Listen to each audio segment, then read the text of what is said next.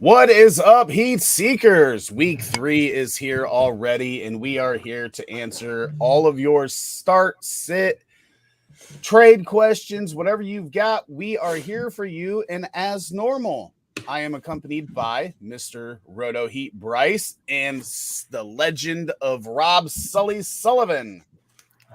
Bryce, Sad legend. how you doing? Wow, it seems like Sully had a way cooler intro than me, but you know, it's right? whatever. it's well deserved. I'm doing pretty good. Definitely excited for this Sunday. It's weird. Last week, all the leagues I won in week 1, I lost in, and all the leagues I lost in, I won in. So it's kind of like a little flip flop. Hopefully, I can just win in all of them. Unlikely, but definitely excited for this Sunday. Sully, how are we doing? We're good, man. I'm looking forward to week 3. Week 2 is arguably the worst fantasy week I've had in my entire life. No matter what format I played in, it was terrible. So turn the page. Let's rock and roll. Let's go with week 3. Yeah, week 2, I got a bunch of dubs in week 2, but I did have one where I mean, we even talked about it on this show about Baltimore Ravens missing all of their cornerbacks, and for some reason I forgot to put Tua in my lineup and ended up losing by like 20, and he obviously scored like 30 more points than my quarterback that was in. So got a loss in a big league there that I shouldn't have had, which is a little frustrating, but you know, that is what it is. Sometimes you do this show, you get off at 12:30 and you rush through your lineups and forget to put a person in there. But all in all, fantasy's going okay for me so far, and hopefully some of this stuff will normalize, right? And we'll actually get a true idea of some of these players that we're not entirely sure about. You know, I wasn't fully confident putting Curtis Samuel in a bunch of my lineups last week, but it looks like as long as he's healthy, he's going to be a fantasy producer for that Washington Commanders team. That's been a pleasant surprise as somebody that's been a fan of his since he came into the league, and he's just never really been able to put a stretch together to really help our fantasy lineups because he's been injured a lot or had some really terrible quarterback play for some of those years in Carolina. But I'm kind of excited to see how he continues and progresses through the season. What are you thinking about Curtis Samuel there, Sully? I think if he keeps getting this awesome target load and he remains healthy, he's incredibly viable. Like I see that as an offense that continues to throw the ball at a decent clip. And Carson Wentz historically has found a guy he likes and locked onto him for better or for worse. So, you know, what's interesting to me in that offense is Terry McLaurin seems to almost have slid down to, you know, third or fourth option when Wentz is going through progressions. You know, he likes Dotson. He likes Samuel, obviously. Logan Thomas has, you know, he had 3 catches last week, but he seems to be getting healthier and more viable on that offense. And then he's dumping off to Gibson and McKissick too. So I like Curtis Samuel. I always have. He just never really either was healthy, like you pointed to, or got a fair shot in Carolina, in my opinion. What's your take on that offense, Bryce? I'm with Rick. Like last week, I had to start Curtis Samuel in some spots, and I didn't feel good about it. And I'm probably starting him in the same spots this week, and I feel much better about it. Just, I mean, the target share, like you mentioned, Sully, is great. So anybody getting that amount of volume, and they're scoring. So that's all you can really ask for, especially on a guy that in some of these leagues, like some redraft leagues or smaller roster sizes, I got him off the waiver wire in like 3 leagues. So coming off the waivers and being a viable option in my lineup is super great. So I agree. You know, in Dynasty, there's some of those times where you get fortunate where you've drafted a young player a lot and they don't pan out and they're not quite droppable, but nobody wants to trade for them off your roster either. So they just sit there for like 3 years, and then boom, they finally get into that situation where they're healthy, where they get used in a way that benefits their skill set. And then you're like, holy shit, I just basically added a starting player just by them rotting on my bench for 3 years.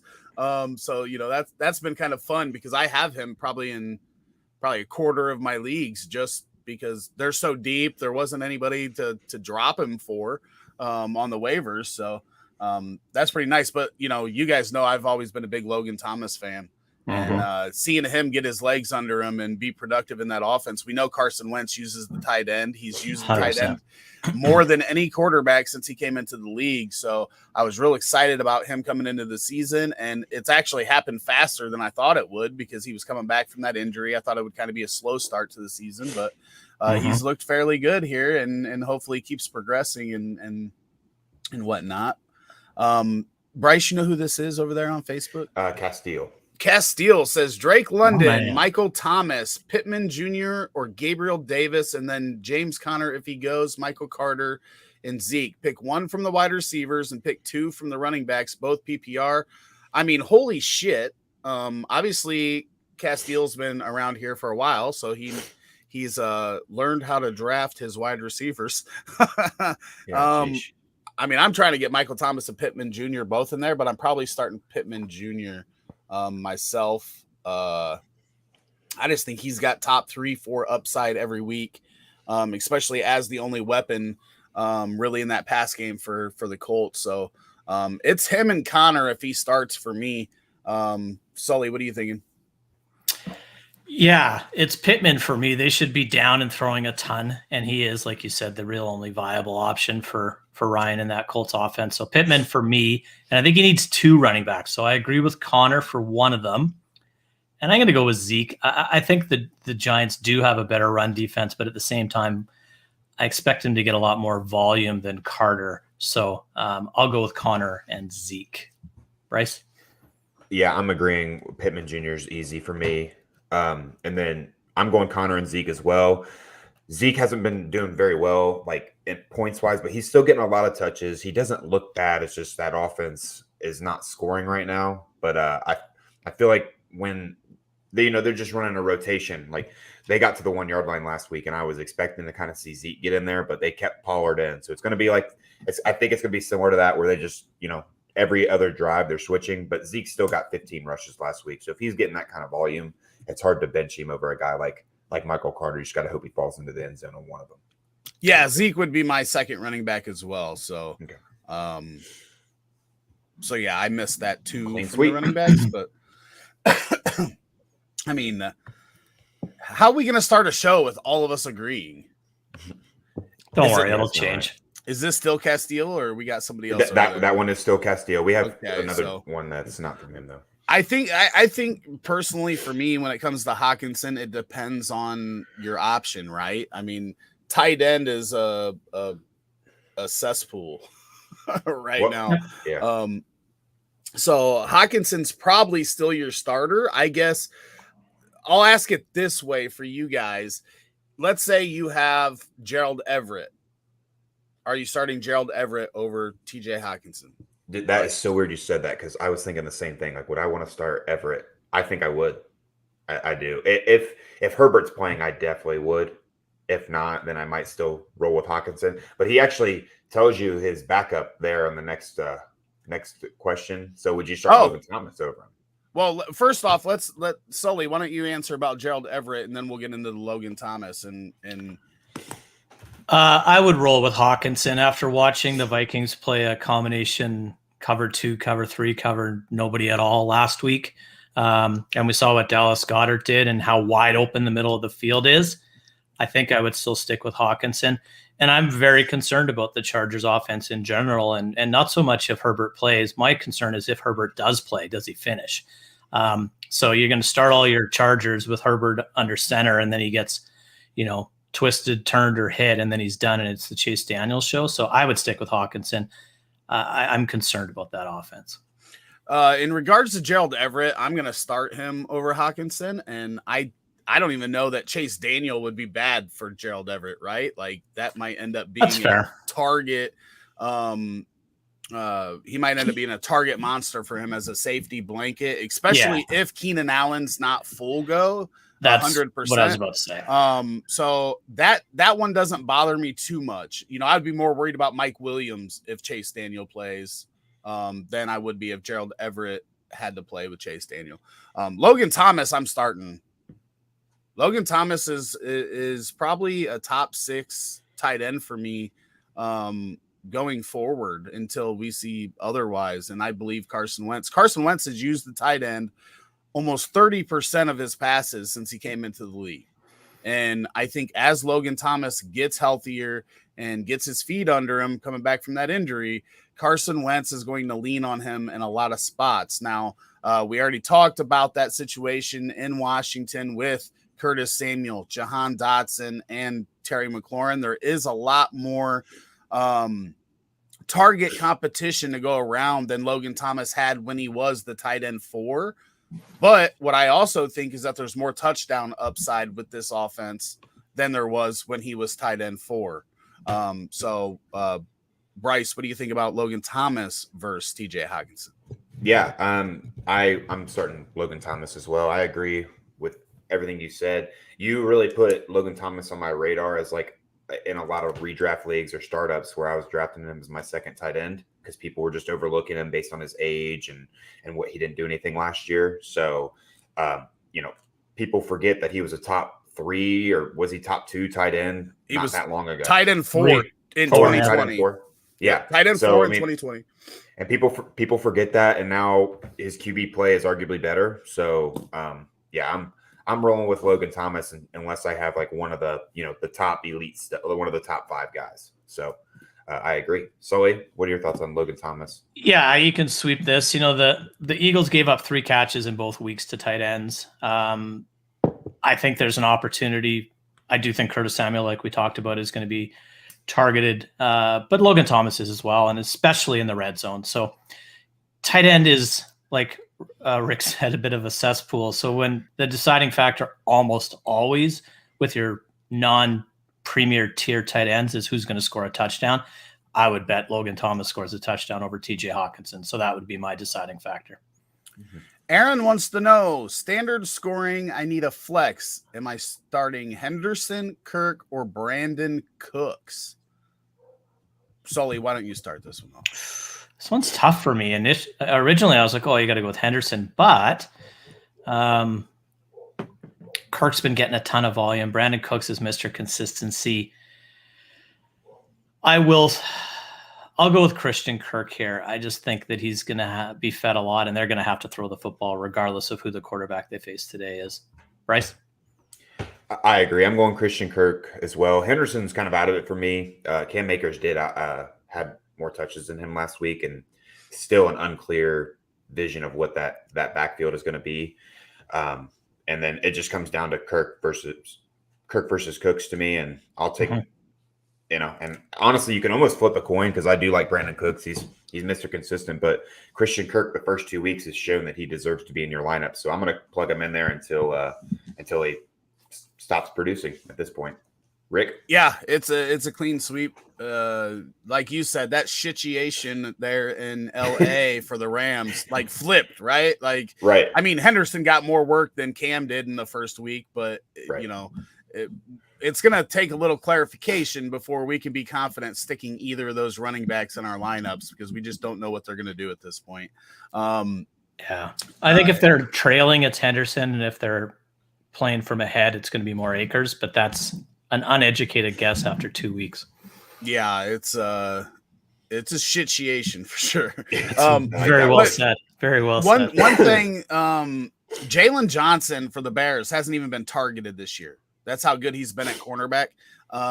Actually, it dates back to week 18 of last year that he hasn't been targeted. So it's the longest stretch in football, and there's talk about him shadowing Brandon Cooks today. So it would be, I like Kirk better because of that situation. If we didn't think that Brandon Cooks may be shadowed by Jalen Johnson, it may be a little bit different, but if he's playing that good, then I don't want the wide receiver that's lining up across from him if they're not even going to target that guy.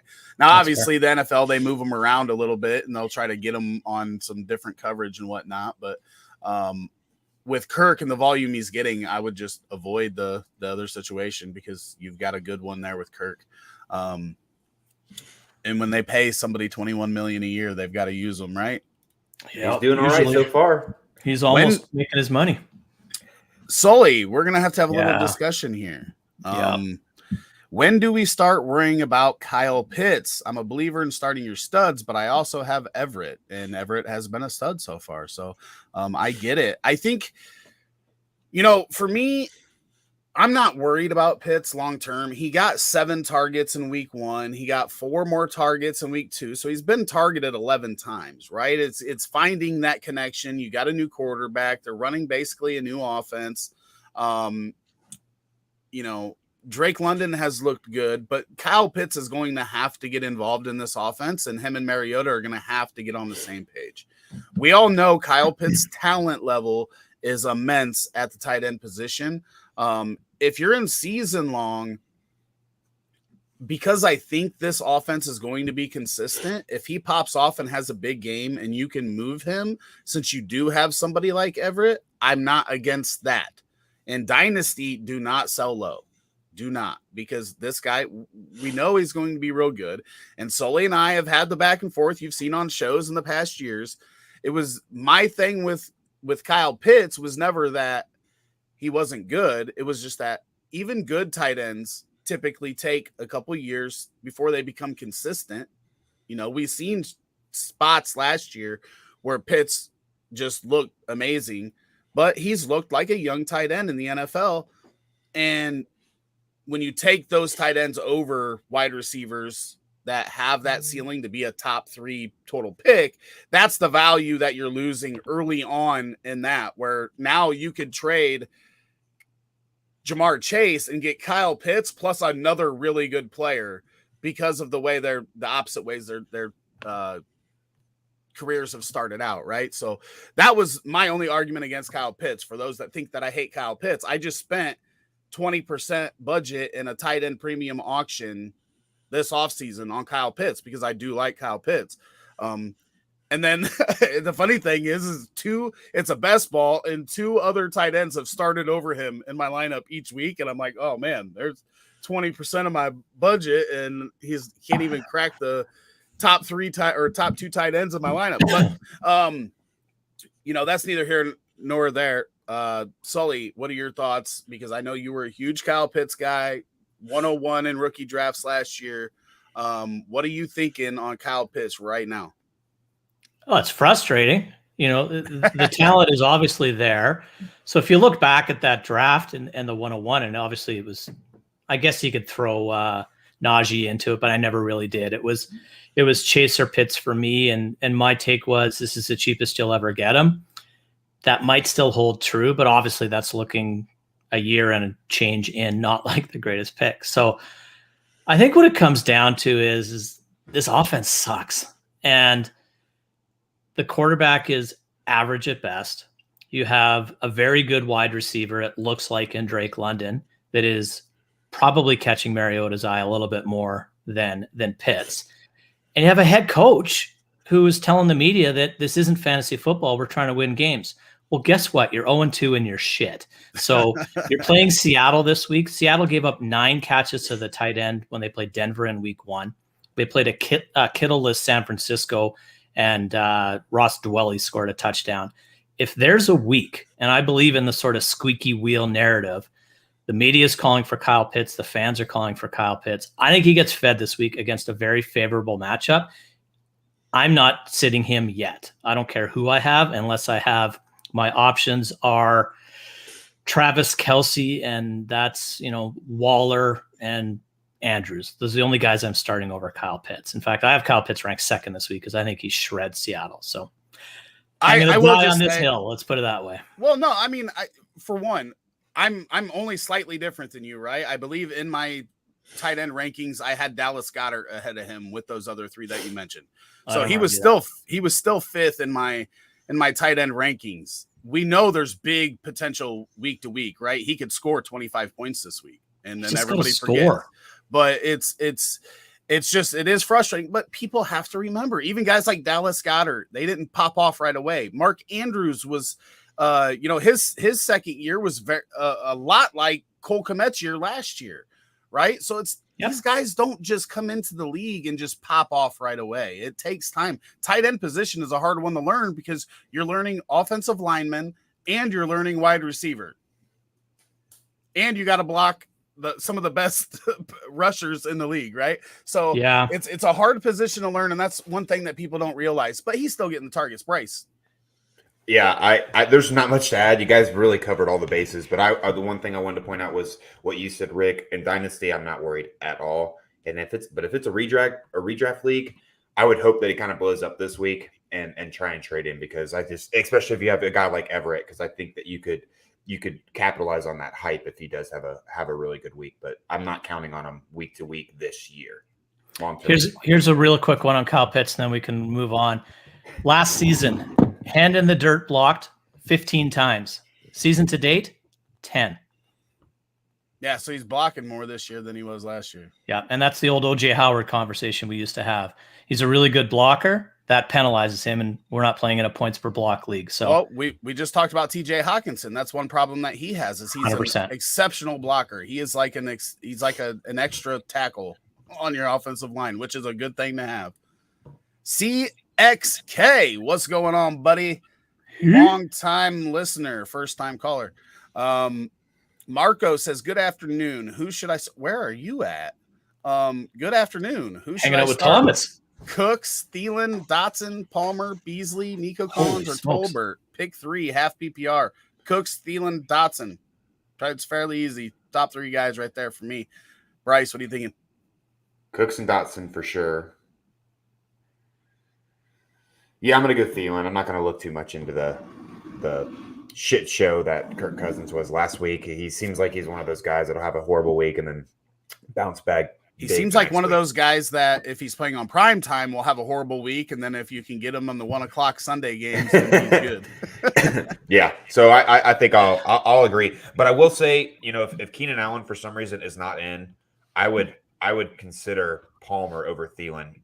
I would, especially if Herbert's in. Like, he got a lot of targets last week. Even in the first half, he just unfortunately wasn't connected on a couple of them, but he's definitely the number 2 targeted guy when Keenan Allen is out. So I just like that volume. Sully. If I had $1 for every time I heard the Kirk Cousins primetime shit, I wouldn't be sitting here today. I'm so sick of it, but it is what it is. What I mean to what I how is it not, right? Right. But I think we learned a little bit about the Vikings last week, and is that if you fixate and lock on one player, regardless of how excellent that player is, teams are pretty smart in this league. So I would expect Adam Thielen at home against not the same level of defense to have a bounce back game. So Cooks and Dotson easy for me, and Thielen as well. I don't want any part of any of the rest of those guys, even if Keenan Allen sits. Yep, I'm agreeing with you there. Chat, I have a question for you. Would you please smash that like button? Tell YouTube that you're liking this. We are going to answer the questions in order that we get them, so don't worry about throwing it in there twice. We will get to it, I promise. But if you hit that like button, that would help us out a ton. That's all we ask from you.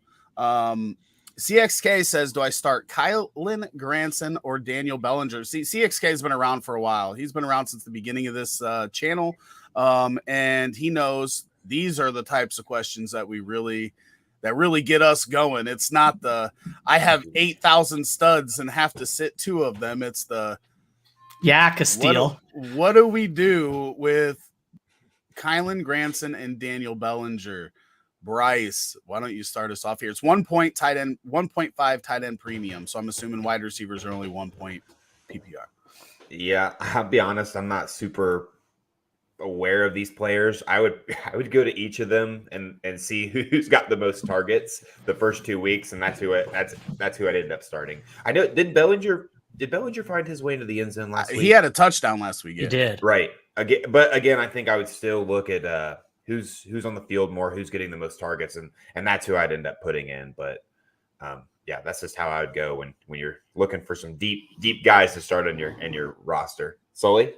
Yeah, I'm going to go with Granson here because he has been targeted, and I think that there's not a whole lot of viability in that passing game for the Colts, and I think they get their doors blown off today and are going to throw a lot.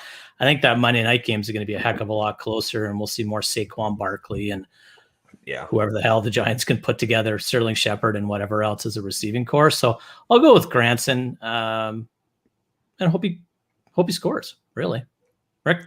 I'm going to go with Bellinger, and it's more the fact that I don't believe the Giants really have a touchdown threat, a red zone threat in that passing offense. I mean, we don't know if Kadarius Toney's going to play. It's Sterling Shepard, who has scored touchdowns in the past, but he's, more of the shifty wide receiver. He's not the big red zone threat.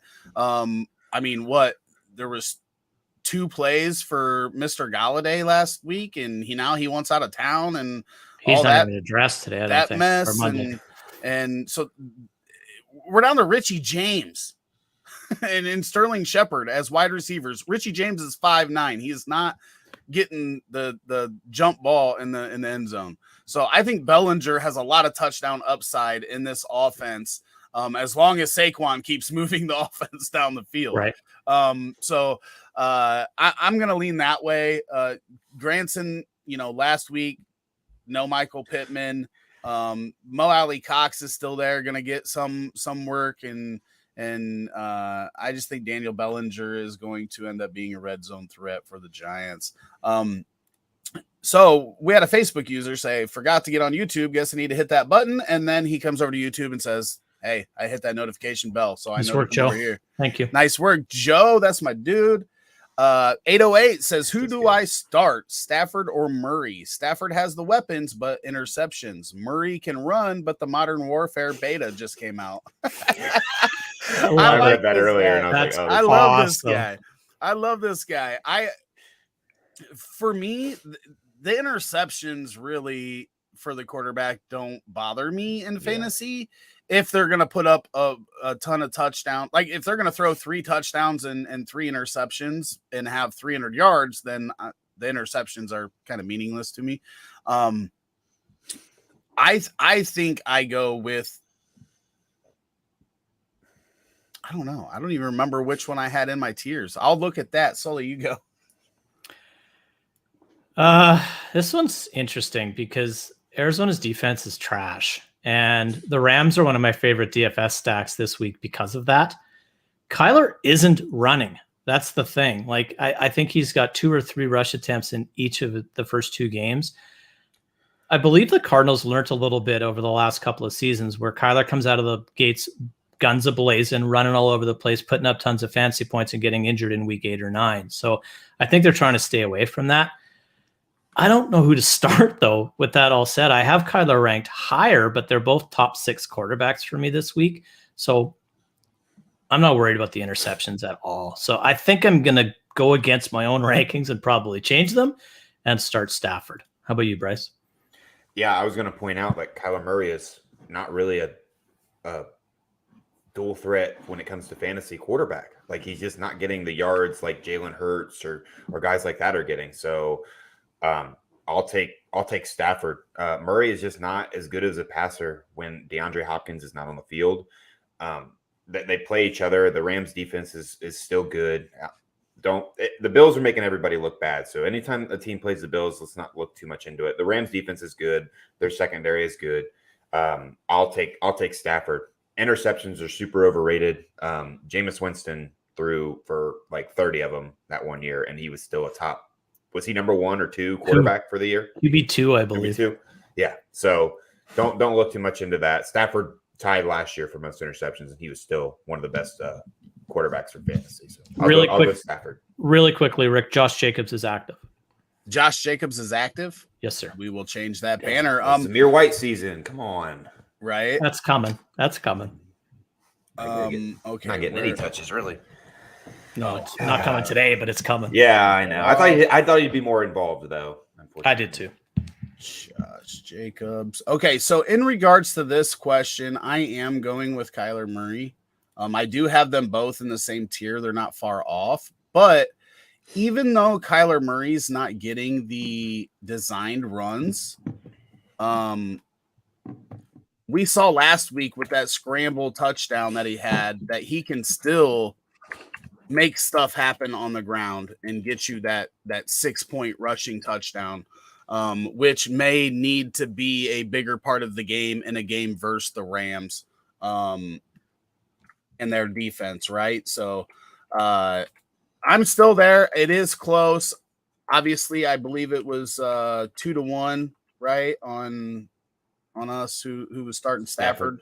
Yeah, we so I am on Murray, but it is close. It could go either way. I do like that ability, though, if he has to scramble, that he can get you that rushing touchdown that we don't get with Stafford. Holy cow, we are backed up already. Let's go. Hawkins. Oh, I should probably click it, right?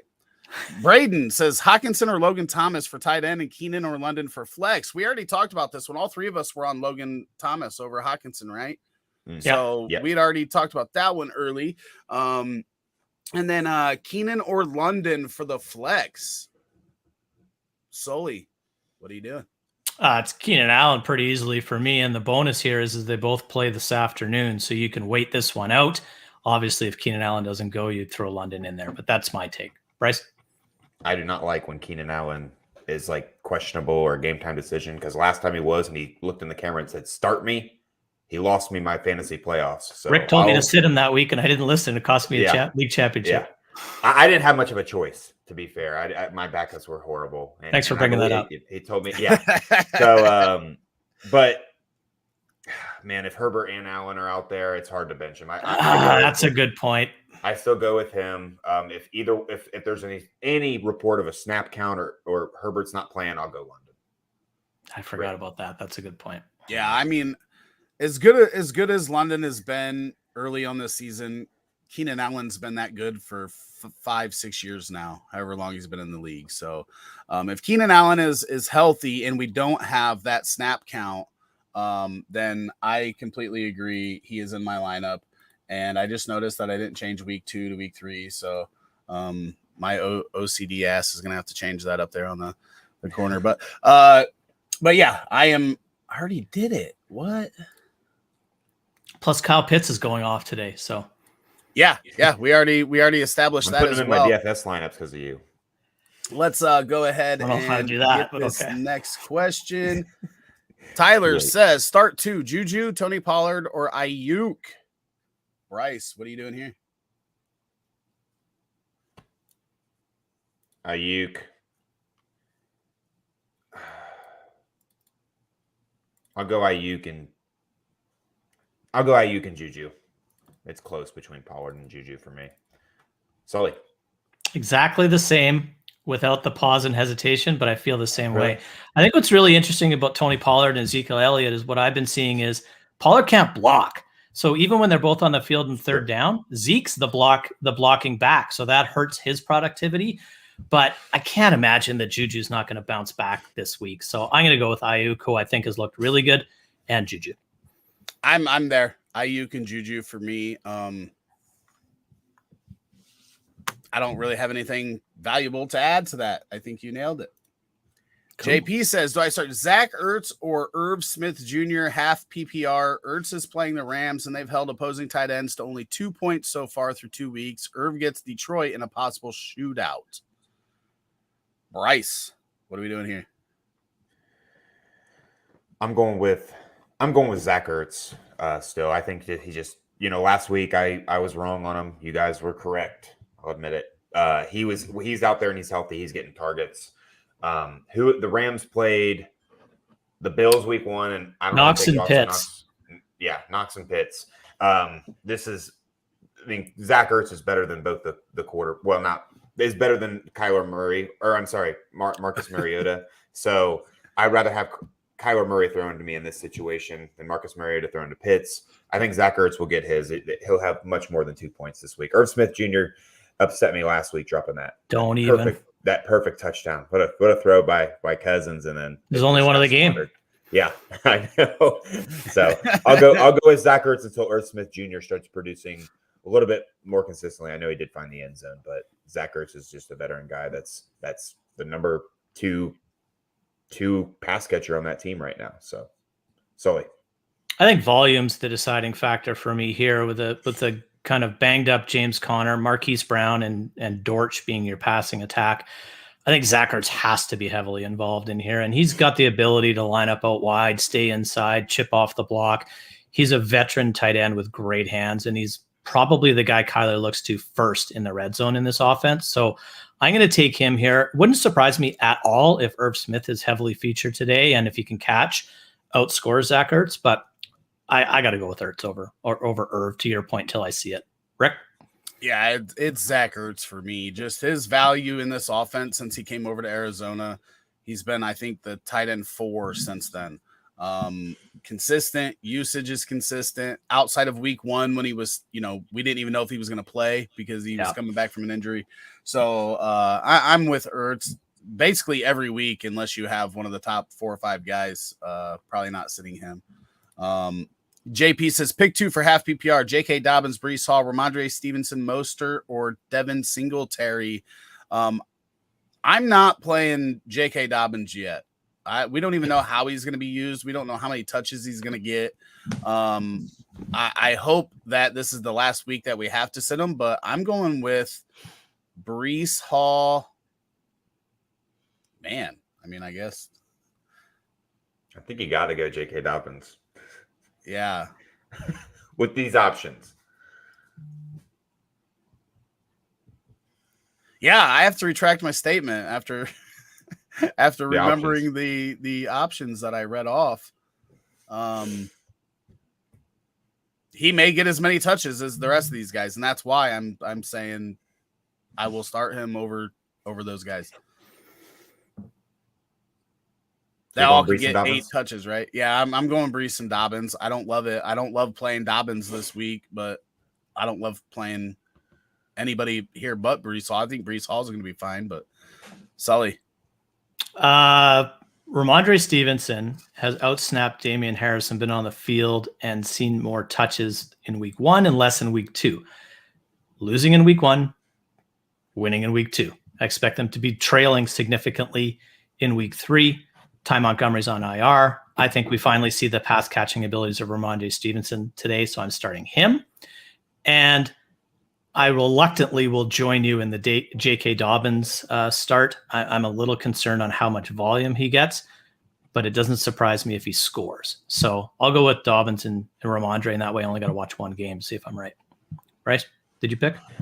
No, I'm going Dobbins, and it's the same thing. Like I think, though, that I'm not worried about it because he had 2 full practices last week and they didn't play him. So I think they just wanted a full week of just full practices before they felt comfortable putting him on the field. I think if he's on the field, he's going to be over 100% and he's going to be getting his.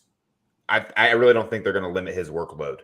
And he has the highest chance to score. I think he easily sees the most touches out of these guys. And I'm going Bryce Hall because realistically, what your point was on Stevenson's right, but I think the picture for Bryce Hall is a little bit more clear, where his usage is he looked much better than Michael Carter last week. He's very effective in the pass game as well. I can't imagine the Jets being up in many games, so they're also going to be having to throw the ball. So give me Bryce Hall with his PPR. Bryce Hall had 1 target. He was out targeted by Ty Johnson last week.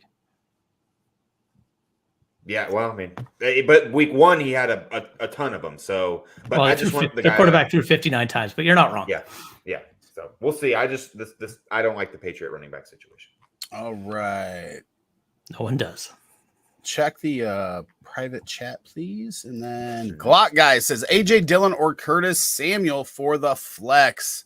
For me, this is pretty simple. AJ Dillon is going to be my safe play because I do think that he's got a solid floor because he is going to get enough touches. But if I need ceiling, I'm gonna go with Curtis Samuel because I think that he's got that 20-25 point upside every week right now with the way that he's being utilized. And AJ Dillon still has that monster of Aaron Jones to contend with out of that backfield. But I think they're both good options. I'm leaning Curtis Samuel though right now. Sully, what are you thinking? I'll go AJ Dillon. I don't think Tampa's run defense is necessarily what it was before, and Hicks is injured, so I'll go with Dillon in a game where I think they're going to run a ton. Bryce, I'm going to go Curtis Samuel. I just think the floor is really better for Samuel if he's getting this target share for now. So I'll go Samuel as well. Aaron Jones is going to get his, so takes away from AJ Dillon's potential. Rico wants to know Treylon Burks or Bryce Hall at the flex. Bryce. I'll go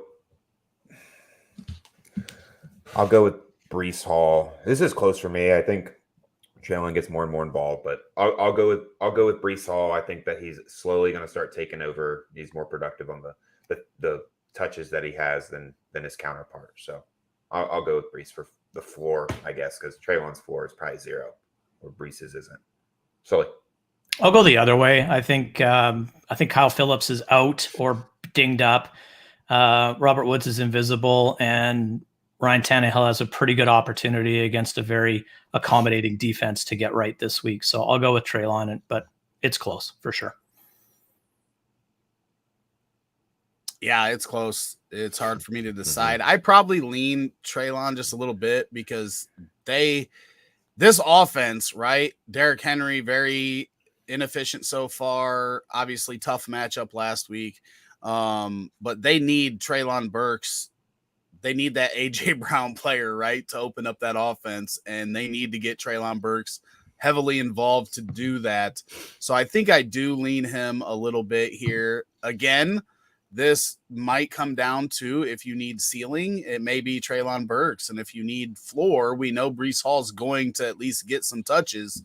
That may be the way that I look at this matchup, in your lineup, is if you need that home run or if the single or double will do it for you. So that's where I'm at there.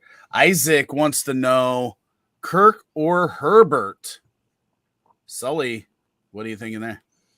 I'm assuming this is Christian Kirk, or is this Kirk? No, Kirk Cousins. I'm assuming That'd be Kirk Cousins. I'm going to go with Cousins. I just think there's too much uncertainty with Herbert, and normally I would never make that decision. But I am planning on looking up what Kirk Cousins Sunday afternoon looked like after a primetime debacle, and I'm sure it's pretty good. It's probably like eight touchdown pass average, and that'll be my homework Bryce. Today. Yeah, I agree. Just the Herbert situation, it seems like they just need to let him rest. If there's any question, it doesn't make sense to put your star quarterback out there hurt. And then if he does go out there hurt and Keenan Allen's not 100%, I just don't really like any part of that this week, where Kirk Cousins, like Sully said, Kirk Cousins coming off a pretty bad performance usually bounces back pretty well. Rick? I mean, if Herbert's playing, I'm starting him, and it's tough. But even when he was in that pain during that game, he was still whizzing that ball down the field, right? So I think he's a tough guy. I don't think they would play him if it was serious concern about him getting knocked out of the game or something like that. Who knows? But if Herbert's playing, I'm playing him. But I would 100% understand if anybody wanted to sit him this week and play Kirk Cousins. But I'm not doing it. I'm with Herbert. And then that kind of answers Glock's question. It seems like depending on your option, you might want to sit him if you have a good option. So basically in my tiers, I have Josh Allen, Hurts, Jackson, Mahomes, and Herbert as my top 5. Obviously, Herbert with the injury is, fringe tier 1. And then Kyler Murray, Burrow, Carr, Stafford, and Cousins in my next tier. And I think if you have any of those guys, then I'm fine with it. I think anybody below that, I would be a little hesitant. The Russell Wilson, Tom Brady, obviously Brady, Cole Beasley has a job now, and right. He's going right into their lineup today.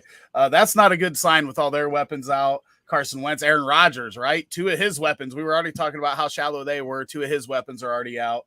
And then Tua with Buffalo. Obviously, Buffalo, the secondary is kind of beat up, but so those top 9 guys I could see starting over Herbert if you really wanted. Outside of that, it's kind of tough.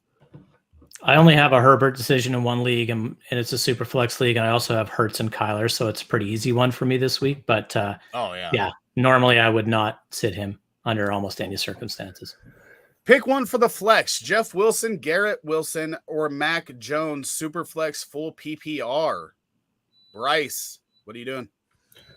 You could chalk this up to ceiling and floor. Like if you just want a nice floor play, I'm definitely going Mac Jones. The Baltimore secondary is terrible, but so is the Patriots receiving core, especially with Jacoby Myers out. Where if I need a ceiling play, like Garrett Wilson seems like he has that ability. Like he's the real deal. He's got the ability to put up 25 plus points every week. So I'm probably going Mac Jones, but if you need a ceiling play, I couldn't fault you for going Garrett Wilson. Sully. I'm going to start the quarterback 9 times out of 10 in this situation, and this is one of those 9 times. Give me Mac Jones pretty comfortably here. Rick? I'm probably going Garrett Wilson. I'm looking at this as Garrett Wilson has that 25-point upside, and Mac Jones probably has like an 18 to 20 point ceiling, especially without Jacoby, as mentioned before. I don't know that Jeff Wilson's much less of a safe play than Mac Jones, right? With those guys out, with Jacoby out, this could be one of those games where they just run the ball and throw it 16 times. They're going to have to throw it, I think. But yeah, I'm not from the fantasy perspective, I'm not real high on Mac Jones right now. He was actually in my bottom tier this week. Better NFL quarterback than fantasy quarterback. Yeah, 100%. That's the doubt. The thing we're looking at, right? But Garrett Wilson, I think, has a solid floor. I think he's had 7 and 14 targets, I think, in his first 2 games. I think he's got 22 total so far. He's going to get volume, and they're going to have to throw as well. And I just think his upside outweighs any of these other players because his floor is probably very similar as well with the volume that he's getting in the pass game. DK or Pollard, half PPR. Sully. Stick him with DK. Bryce? I agree 100%. Yeah, it's DK for me. And I think we're going to see, like last week, Lockett kind of had a breakout. I think they're going to get DK some easy targets. This is finally a game where it's seems like a more favorable matchup for Seattle. Pick one, Chris Olave or Rachaad White. This is easily Chris Olave for me and his 13 targets. I think he was number 2 in air yards last week amongst wide receivers. I think it was 1. I heard it was like 365 air yards. Yeah, maybe it was number 1.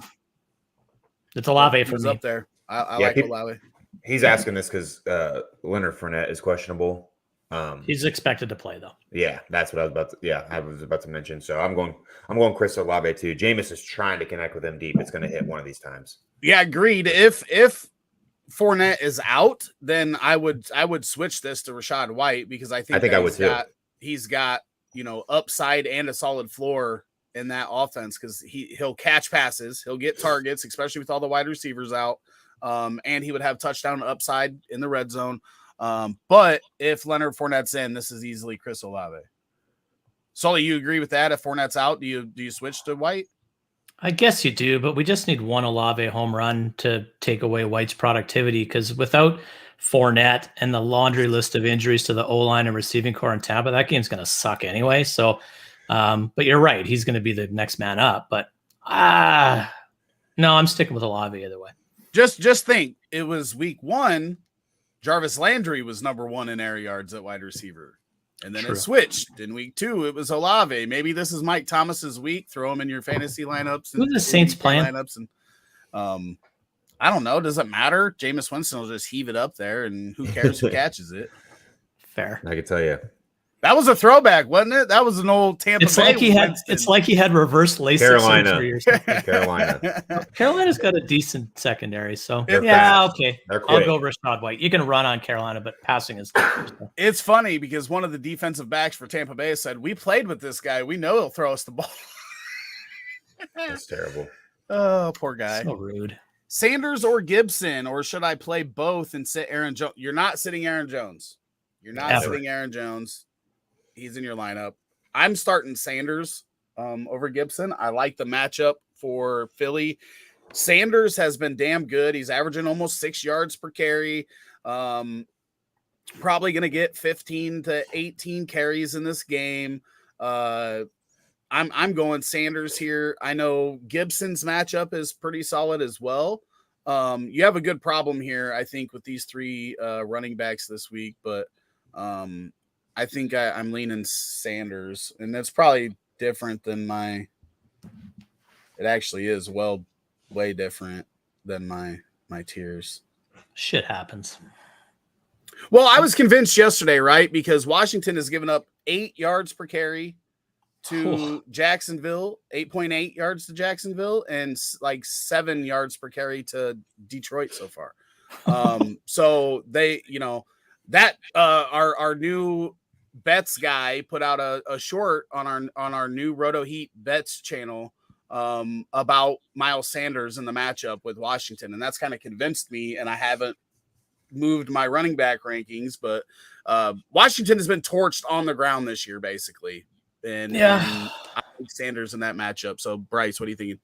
Yeah, it's Miles Sanders for me for everything you just said. The volume's there. That offense looks great. Touchdown upside's huge. So, Sanders for me. Yep.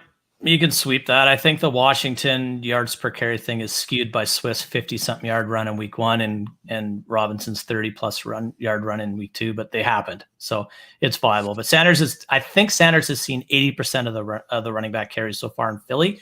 Our biggest concern with him all the time was committee, and it doesn't look like there is one. So it's Sanders for me. PPR flex, Michael Pittman Jr. or Michael Thomas? And we've actually had a similar question. I think there was a third player in it early, but I think we all went with Michael Pittman over Michael Thomas, right? Great options to have. I actually helped Mike draft this team. Michael Thomas was his 5th wide receiver. Wow. Looking pretty good so far. He's also got AJ Brown, Jamar Chase, and I don't remember the other one, but they were damn good. Hopefully his running backs hold up. Sully knows how my running backs are. Actually, both of you guys do. Half PPR, start 1, CEH or Darrell Henderson or Akers. I mean, for me, this is CEH. He's produced both weeks. I think he's averaging 19 PPR points in a powerful offense that doesn't have a clear wide receiver depth chart. I'm playing CEH here fairly easily. Sully, what do you think? I don't really like CEH a ton this week. I think his usage is concerning to me. But then again, the usage of everyone in Kansas City right now is concerning to me. But in this scenario, I think you have to go with CEH because there's equally, if not more, concern about usage on the other side of this spectrum. So I don't know what they're doing in LA, and I don't know who's going to grind it out later today. So I'll go with CEH, touchdown upside, probably floor and ceiling play. Bryce? Yeah, I'm going CEH as well, but the volume is a concern for me as well. I'm hoping the answer will be Akers here in a couple of weeks. Same. Eddie says trade Allen Robinson, Darrell Henderson, Marquis Brown for Dameon Pierce and Keenan Allen ? This is a no for me. I'm keeping Robinson and Marquis Brown. I think there's better days ahead. I'm still not convinced that Dameon Pierce is going to be the fantasy running back that everybody wants him to be. And I think that Keenan Allen is not that far ahead of the Marquis Browns and Allen Robinsons of the world going forward for the rest of the season. We obviously saw Allen Robinson get a lot more involved last week. Should have had 2 touchdowns. I don't know if you guys saw that second touchdown. Like the weirdest penalty ever. It's a medical timeout. Injury timeout, like mid-play. Ball was in the air.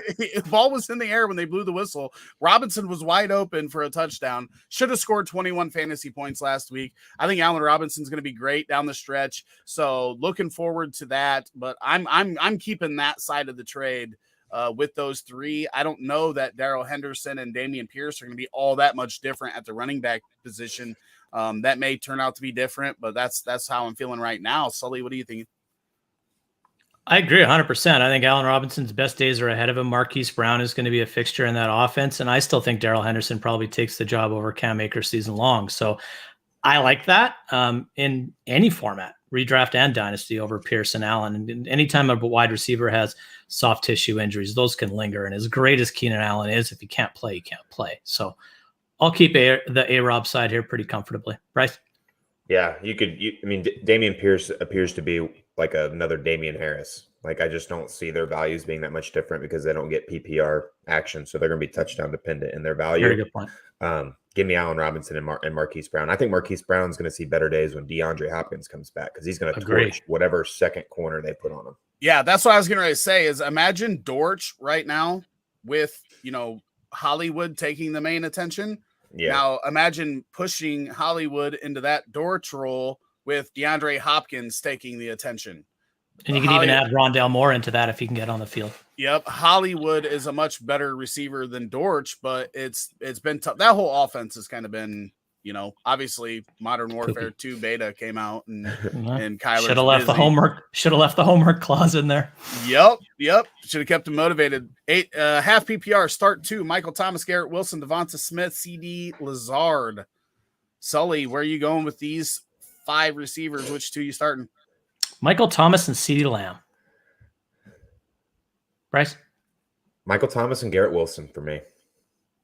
Thomas and Garrett Wilson for me as well. I think there's going to be a lot of volume, a lot of touchdown upside with those 2.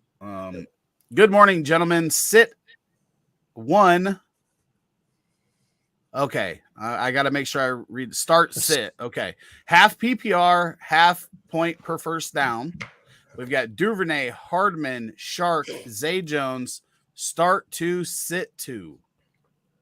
I mean, this is what really gets us going, Peter. This is what the really shit that gets us up in the morning. Here's one thing that I'll say is that out of these 4, Duvernay has multiple ways that he can score, right? Week 1, we saw him with 2 touchdown receptions, or week 1, we saw him with 2 touchdown receptions. Week 2, we saw him return a kick, the opening kickoff for a touchdown. So if that counts, you've got multiple ways for Duvernay to do it. And he's as involved in the offense really as anybody here, probably other than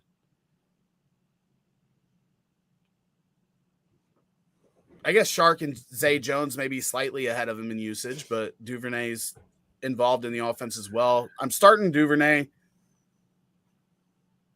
I'm sitting Hardman. So Duvernay start, Hardman sit. The Shark and Zay Jones is where I'm having an issue. So maybe Bryce, maybe you can help me decide between those 2. It's got the pen and the book out. Something's going on. No, I just click it. Man, I was thinking about starting Hardman. I am. I think I am too. Like, of all these guys to get in the end zone, it seems like Hardman and Duvernay have the best chance. I think Bateman gets kind of the main focus on that Patriot defense, which I feel like leaves it open for I should say Mark Andrews is going to get the main focus, but I just think New England makes you beat them with their second, third, fourth best guys, and Duvernay falls in that category. And I think that Lamar Jackson and Duvernay have a pretty decent connection. I think I'm going to go Duvernay and Hardman personally, especially with the half point per first down as well. Hardman seems like he gets all those little quick screens on second or third and short. So I'll take those 2. Sully? I think Hardman has the ability to run for a first down and catch a ball for a first down. So I like that. So I'll put him in there.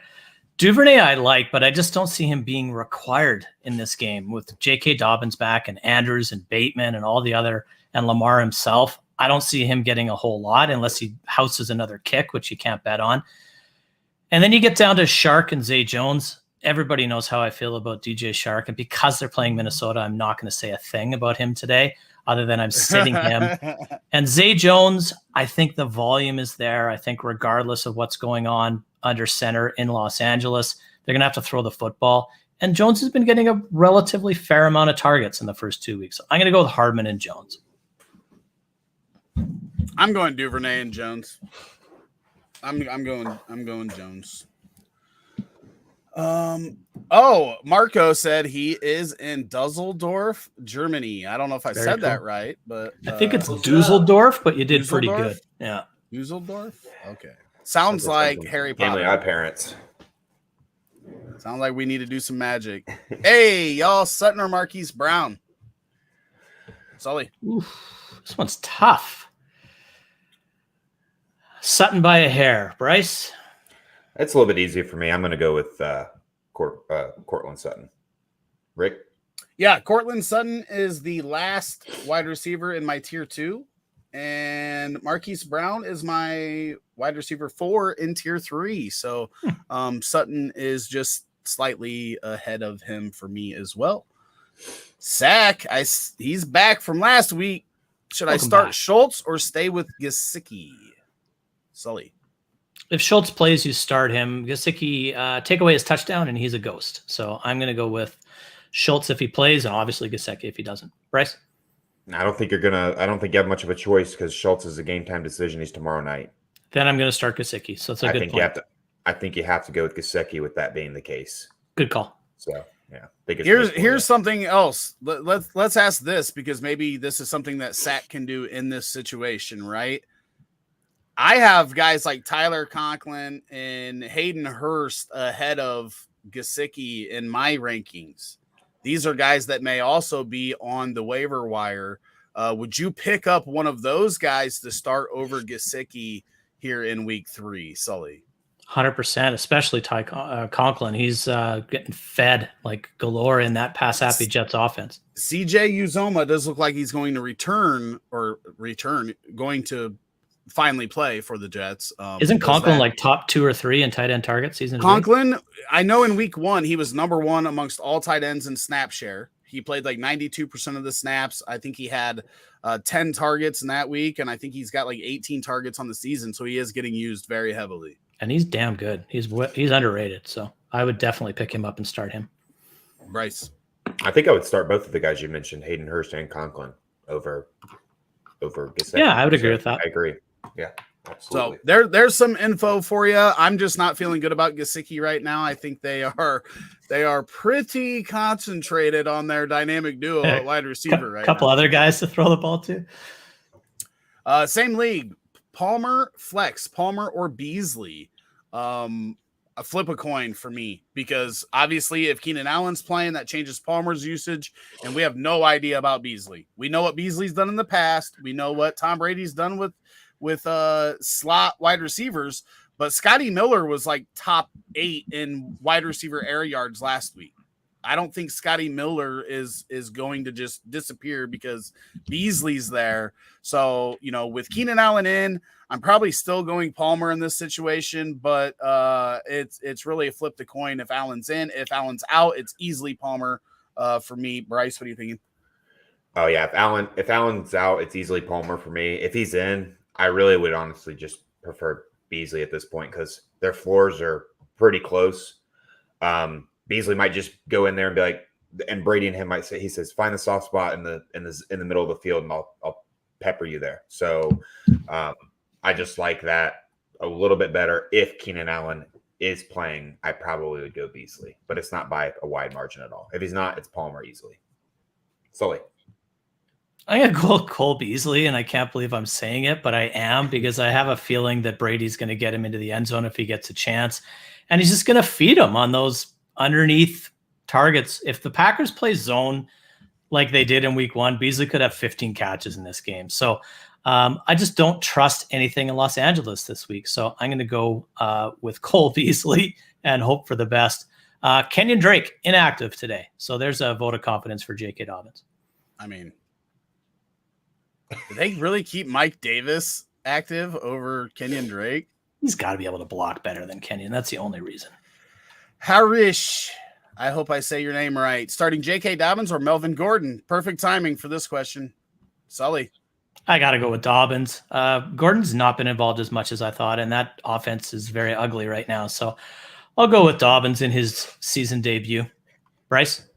Yeah, it's J.K. Dobbins for me as well. Javonte Williams should be taking even more of the carry. Like, Melvin's getting it too much for my liking. Javonte just looks way better than him. Melvin should just be a guy that spells him when he's tired. And like I said earlier, if Dobbins is healthy, I think he's going to be on the field, and I think he's going to get a normal workload. Rick. Yeah, you guys are swaying me. I was the guy earlier saying I'm not playing J.K. Dobbins, but then all the questions we could be wrong. All the questions keep putting them up against guys that I also don't want to start. Right? Yeah, so exactly. I'll take that upside because we know how efficient he is on even minimal touches in this offense from the past. Yeah. If he can come back, I mean, we talked about this, right? Week 1, remember the James Robinson conversation where we didn't know if what was going to happen. He's been damn good coming back from injury real fast. So maybe J.K. Dobbins jumps right in there and gets the work like we've seen from James Robinson and Cam Akers when he came back last year, even though Cam Akers wasn't efficient. he also played a murderer's row of rush defenses that people don't like to acknowledge. Full PPR, need a flex. Ayuk, Breece Hall, Dobbins, MVS, Jamal Williams. Definitely appreciate all you do.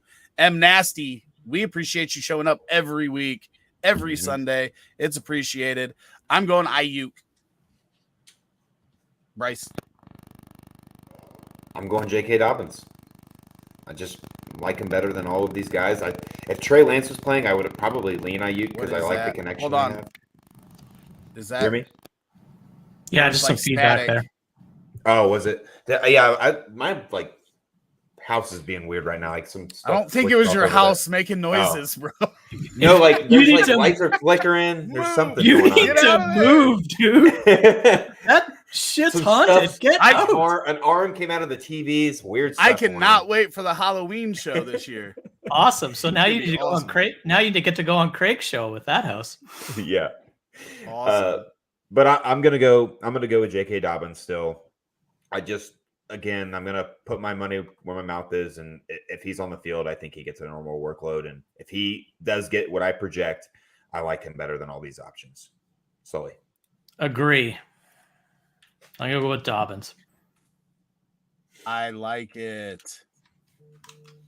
Albert Maraquin says Kirk, Bateman, Garrett Wilson, full PPR. This is Kirk for me, I think, on volume base. I love Bateman. I love all three of these, but right now I think Kirk is just I don't think you can sit him.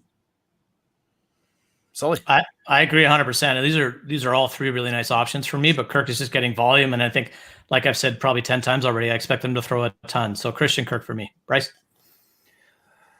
It's Christian Kirk for me, but man, I really would like to find ways to put Garrett Wilson in my lineup. I was not as high on him as I should have been in the offseason, but Christian Kirk is just he's getting paid and he's playing like it so far. So give me the volume that he's getting. Holy shit. We had a dating site in here. I had to delete some comments. And then I lost my spot here. Okay. Vito says ETN or a Henderson PPR. This is them questions we like. Sully, who you going with? I'm going to go with Henderson here. ETN is probably the right answer, maybe, but he just isn't getting on the field. Robin, how's that for dancing around the question? Robinson is kind of taking over that backfield, at least early. So, and I'm still Henderson over Akers. So I'll go Henderson. Bryce? Yeah, with guys at this level, I'm going to take the one I think has the best chance of getting in the end zone, and it's Darrell Henderson for me as well. Rick? I'm going opposite of you guys. I think at some point ETN has to get involved in the passing game, and Don't argue that. Hopefully it's this week, but I don't like that whole Rams running back situation and all of that fun stuff. So I'm going ETN here. Obviously outvoted again. I'm on an island quite a bit this week. Dennis says IDP issue, and Dennis, I appreciate it. The three of us are not the ones to help with IDP, so I apologize in advance. Roquan's playing though, isn't he? I don't know, but he I know it was a questionable tag, and I haven't even looked. Hit up Craig on Twitter. Craig Or Brad. Or Brad's busy, I'm sure. Okay, so Craig actually, Dennis, look in the comments below your question. Craig is our IDP expert here at Roto Heat. So Thank God he's here. Yeah, and but he came in being an asshole and tried to double down on the IDP questions right after Dennis with another one. I can't tell you. I'm sorry. I wish I could give you guys the advice to IDP. Hey, y'all, pick two for me. London, Sutton, Marquis Brown. Sully. Sutton and Brown, it's a Pitts day. Bryce? Sutton for sure. Even if it is a Pitts day, he can't just throw to one guy all game. Yes, he can. Give me London and Sutton. I don't like the matchup for Marquis Brown. Sutton and Brown for me as well. I think that London is. Oh, comes the pen in the book. Let's do Do it. we have I'm totally in on that. Yeah, I'm London in. versus Marquis. Yeah. Is that okay? So, yep. Put it on the sheet, brother. All right. Sky Empire says, who would you start at flex? Thielen, DK, Lazard, or Hardman full PPR? I'm going DK. Yeah, DK for me as well. I am as well. I expect Thielen to score today, though, but I'm still going DK. Tyler says, thank you. Welcome. No, thank you. We appreciate you stopping by. Shepard or Henderson full PPR. I'm going Shepard here. I don't even know if anybody else is alive for New York. Floor Henderson, ceiling Shepard. You'll know because, well, I guess you got to make that decision today, but yeah. I think I'd see how the early slate goes because the Rams are later today, right? I think they're a 4:00 game. So if you're chasing after the early games, I would potentially lean Shepard for the upside, but probably Henderson either way. Sorry, Bryce, go ahead. No, you're good. I think I'm just going to go with Henderson again. Who do I think gets in the end zone? I have a better feeling that it's going to be Henderson. I believe Arizona is ranked 25 against – it's only 2 weeks in, but 25th against running backs in fantasy production. Yeah, they stink in general. Yeah. Kamarbro says Hall, Edmonds, Ramondre, or Burks as a second flex and standard. Sully, I hear you sighing, so I'm immediately going to you. Thanks. The standard throws me a little bit here. So right off the bat, it was Burks for me, and then it was Ramondre. Edmonds has been losing work to Mostert, and that's a nasty matchup. I don't trust anything Breece Hall. I'll go in a standard scoring setting with Ramondre Stevenson here. Bryce? Standard scoring. I'm going to go with Edmonds. Yeah, I really don't like any of these options for and Rick's standard. Going somewhere totally different. Yeah. Let me help He's you going because I was in between Burks and Hall. Really? So I see Burks and Edmonds for me. So I don't want anything to do with Dolphins versus Bills if I can avoid it. In regards outside of the Hill, yeah, I was about to say Waddle and even Diggs. Tua. Now that we know the secondary is a little banged up for the Bills, real banged up. I don't want the running backs or the secondary offensive pieces in that game at all. I think it's gonna be super concentrated on the big boys. I think I'm going Hall overall. I do expect him to have PPR work. I do expect him to have carries. So I'm going to go with Breece Hall in that situation. 661 Beezy says Pierce or New England's Harris or Akers or Dobbins or Gordon. Holy cow. Pierce or Harris or Akers, Dobbins or Gordon. Dobbins for me. Dobbins for me as well. Out of these guys, Harris. I'm going to go Dameon Pierce against Chicago. Yeah. I need you guys to throw the flippin' football today, just so if you have a direct link to anyone there, let's go. I mean, Stafford or Wilson, I'm not even getting into that conversation. we're already behind. Denver stinks. They had to hire a guy to clock management, and I'm not kidding. It's Stafford by a mile for me. Stafford for me as well. Yeah, Stafford. Hello, Craig. Hey, Craig. Aiden Whitehead says full PPR pick 3: Higgins, Kirk, Sutton, Mike, Will, Kamara. Mike Williams. Pick 3, huh? Holy cow. Kamara, Higgins, Sutton, Higgins. Yeah, the only other way I might go is Kirk over Sutton. I got Kirk over Higgins. And really? Sutton, I got Cortland Sutton, then Christian Kirk in my rankings. And then Higgins is after Cooks, Allen, Marquis Brown, Terry McLaurin. So I like Kamara for sure. I like Higgins for sure. Oh, wait, Mike Williams. I'm Kamara, Mike Williams, and Sutton. I'm not Williams just because I don't know what's going on in Los Angeles. Now I don't even remember what I said. Higgins, Kamara, Sutton for me, and Kirk is very close. Bryce? Kamara, Higgins, Kirk for me. That's hard. That's a difficult tough. question. Your man. team's Yeah, good. I think there's no wrong answer, really. Well done. That's a good team. Oh, I forgot to put that back up after I changed it. Oh, and I'm going to change the same thing I changed last time. Yeah. So next question. Okay, we gotta speed the biatch up. Aaron Jones. Yep. Jones. Yeah, Always. that one's easy. Sarah says half PPR need one running back in flex. Swift, Wilson, Dillon, Swift. Sorry. No, you're right. Two, one running back and a flex.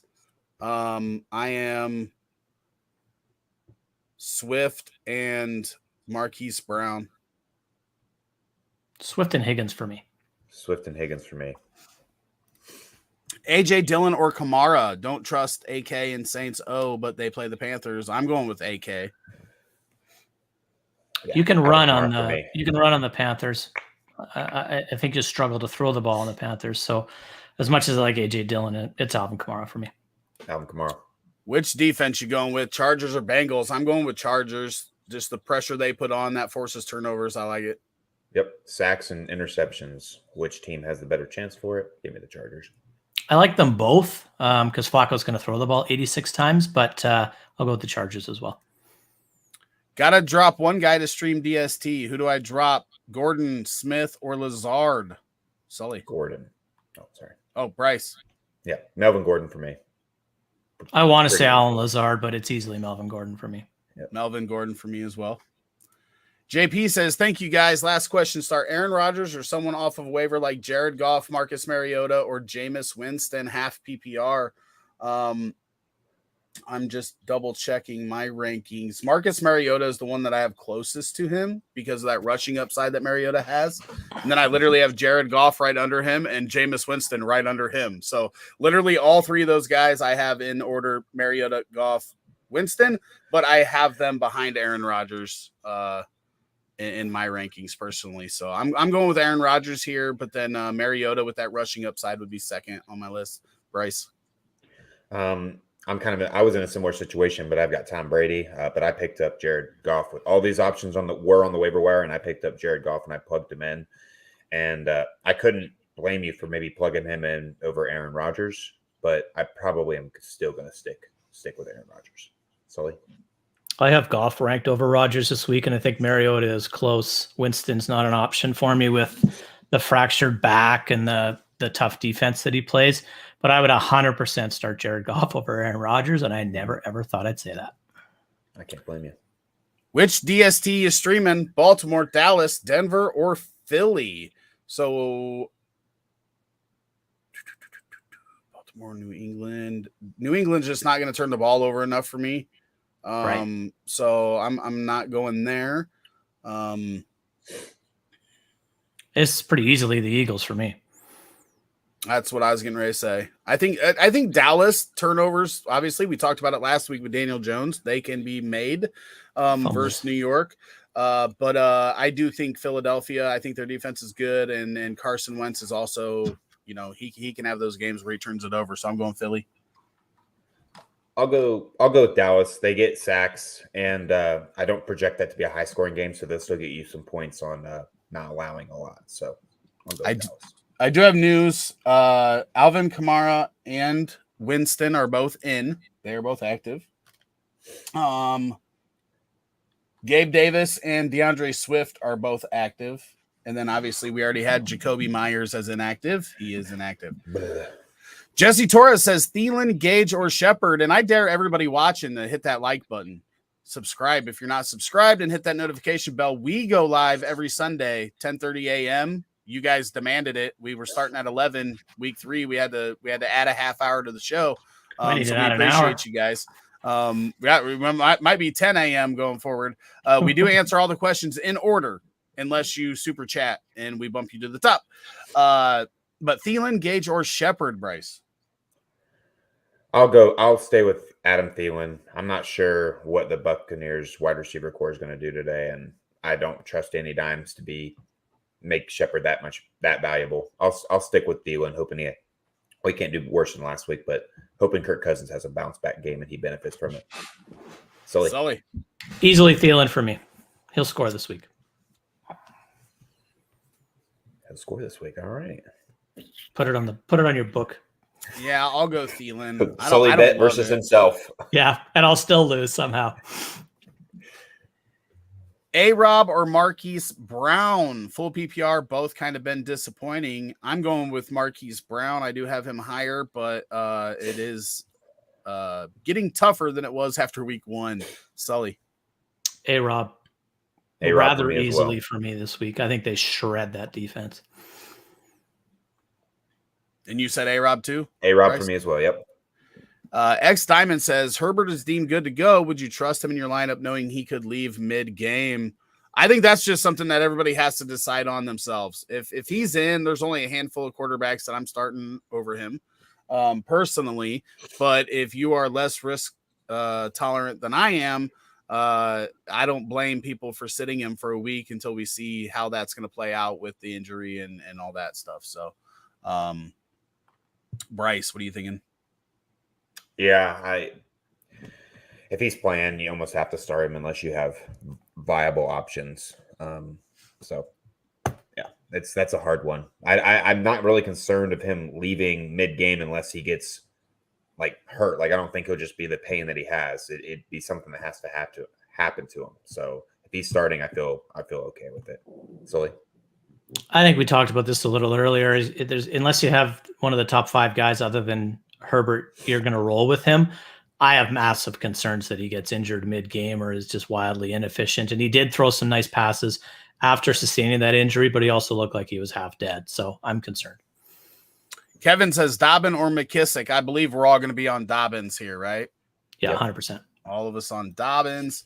Facebook user says Houston Texans defense worth a start this week against the Bears.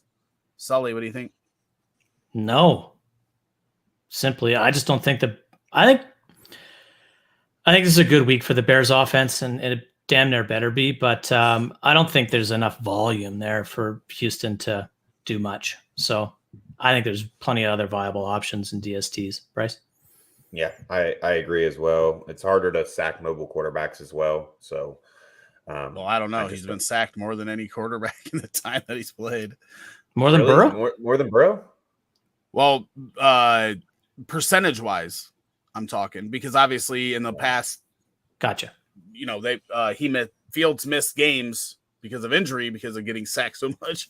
But Jacoby Myers is officially out. Yeah. Mike says, okay, let's talk about these running backs then. Damian Harris Mike. or Jeff Wilson or Cam Akers. I'm going Jeff Wilson here myself, because I don't know who else San Francisco is going to run out there. I mean, they picked Marlon Mack and Tevin Coleman up off the freaking street. So I think Wilson's going to get a lot of work for the 49ers this week. Sully. Agree 100%. Bryce? Yep. He got a lot last week. I expect it again this week. Jeff Wilson. James Mason is the other guy, I think, the undrafted rookie, and he ain't going to do much either. Well, yeah, you don't even know his name, so that's Jordan. Is it Jordan? Yeah. There you go. If that tells you anything about the running backs there, TDP is out, so 2 of their top 3 running backs Little are look out. under the hood at the knowledge of Sully right there. Should have kept Trey Sermon. Just call me MK, says James Robinson, Hollywood Brown, Nelson Aguilar in flex spot. I am going James Robinson. I have said it and said it and said it. And until people put some respect on this man's name, I'm going to say it. James Robinson is damn good at football, and he's got the best floor out of these guys. And he's got probably outside. He's got a better ceiling than Nelson Aguilar, I think. Hollywood Brown's probably got a better ceiling, but I think when you combine the two, James Robinson is top dog out of these 3. Bryce. James Robinson for me as well. Dude produces every time he's on the field. It's an easy one. I like all these options this week, but James Robinson's a guy that you can't sit him. Sully. Yeah, I think this is his real first tough matchup of the season, and I think we should temper expectations for him, but I'm still going to start him over these other 2. EM says Damian Pierce or Kamara. He said, hey, guys, first, just to be clear. So he said, hey, he's nice, or her, and says hi before asking us a question. So this is Kamara. We're not going to debate this, right, guys? We're all on no close. Not even close. Easy. You said it correctly, Sully. That must have been the Dusseldorf or A German Scott family. says wide receiver 3, Brandon Cook or Tyler Lockett. Sully. Cook's easy for me, Bryce. Brandon Cooks for me as well. I'm going Tyler Lockett this week. I like it. I like both. I do. I am concerned for Brandon Cook, and I'm sure my rankings don't recognize this, but I did not realize Jalen Johnson had been that shut down over the past. I mean, it's only 3 games, but he hasn't even been targeted. Longest streak out of cornerbacks. That is impressive. Could be tough for Mr. Brandon Cook there. Oh, Jeff Fields is back. Would you tell your brother Justin to throw more? How are we doing today, gentlemen? This stream is a great way to start a Sunday. We appreciate that big time. Thanks for coming back. Brett says pick 4, full PPR, Gabe Davis, Christian Kirk, AJ Dillon, DK Metcalf, Brandon Ayuk, Jahan Dotson. So we're picking 4 out of here. Dillon and Kirk are in here for me. I think I'm sitting Dotson and DK. I struggle with Davis versus DK personally. Wait, 1, 2, 3, 4, 5, 6. Yeah, I'm sitting Dotson and Gabe Davis. Yeah, I don't blame you. I'm sitting Ayuk and Dotson. I mean, I am getting all kinds of. I think we broke on Facebook. Yeah, that's what I'm getting to. So we will finish up on YouTube only. Well, one of the Facebook streams has this going still, but okay, 2 of them don't. So, Kamara or Dylan PPR, good vibes, wash hands. Oh, it didn't put the emotes in there. I'm like, what's going on here? Now I get it. Kamara or Dylan in PPR. I am going with Kamara. Me too. Kamara. Probably closer than I would think, but Kamara for me. I do have them in the same tier. They're both. Yeah, I think they should be. That's a good call. They're both in tier 3 for me this week. Scott says, good morning, guys. Half PPR wide receiver 3. Would y'all pick Brandon Cook or Tyler Lockett this week? Is that the same guy that we? I believe so. Yes, we already answered that one. Just so you guys know, you don't have to ask twice. We do go straight down the list in order. Hello, gents. Half point. Are you starting Garrett Wilson, A-Rob, Thielen, Lockett, or Keenan Allen if he plays? I'm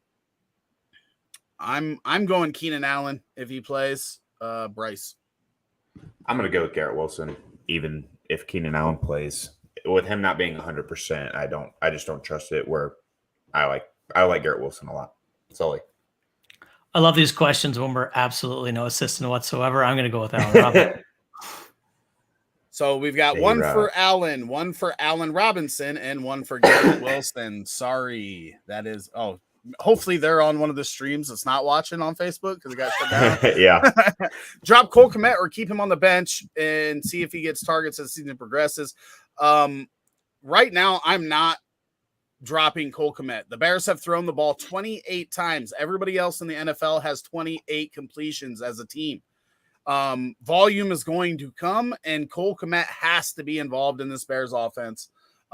This isn't something that I'm necessarily putting on Cole Kmet. He did drop the one opportunity he got last week, but he was probably surprised that he got an opportunity because they hadn't been throwing the ball. So I do expect Cole Kmet to be heavily involved in this offense as a Bears fan, and they have to throw more. They can't throw 17 and 11 times a game in this modern NFL. I'm not dropping him yet. Bryce, what do you think? I agree with everything you just said. I feel comfortable starting Conklin and waiting till Cole Kmet starts producing before plugging him back in your lineups. Sully? Hard to fault a guy who's been targeted twice in 2 games. Dak Prescott has more pass attempts than Justin Fields. I'm going to hold on to Cole Kmet, but he is dangerously close to getting dropped for me because even if it's format dependent. If this is a typical redraft league with 12 to 15 roster spots, I don't think you carry 2 tight ends anyway. And Conklin, I would rather have over Kmet. So, but don't drop him yet. Wait a week. This could be a good week. Do I start Tom Brady? if wouldn't you if I can have, get away from it. if you have, yeah, I was gonna say if you have an option ahead of him, it's tough. I think he's my 12th quarterback in my weekly rankings, but I would not. But that tier that he's in, tier 3, has 8 guys in it, so they're all that close to top 12 for me for this week. If you have another option that you feel better about, his weapons are out, I do think you could sit him. Bryce. Yeah, 1 second here. Sorry. We don't have time for that. I'm trying to get rid of. I'm trying to start anybody but Tom Brady this week. I don't like it at all. Lost all his options. Sully. I have 20 quarterbacks ranked over him this week. Oh, wow. I bet you he's top 15. I'll take that bet. Click, click. Just call me MK. DJ Moore, Jarvis Landry, or Corey Davis. This people are going to think I'm crazy. I'm going Corey Davis here. He is one of the top wide receivers in air yards over the first 2 weeks. He's getting a lot of volume in that offense. Really, to everybody's surprise, outside of Robert Saleh, who told us that Corey Davis was their number 1 wide receiver, whether fantasy owners liked it or not. Corey Davis has been more involved than Elijah Moore, been more productive than Elijah Moore. And I think him and Garrett Wilson are the top 2 options in this pass game at the moment. That may change when Mr. Wilson gets back, potentially next week, I think is what they said. He could play next week. And then we know that him and Elijah Moore have a better connection than Mr. Flacco and Elijah Moore. So I'm going with Corey Davis out of these 3 right now. I think a lot of people might think I'm crazy, but that's where I'm going. Sully.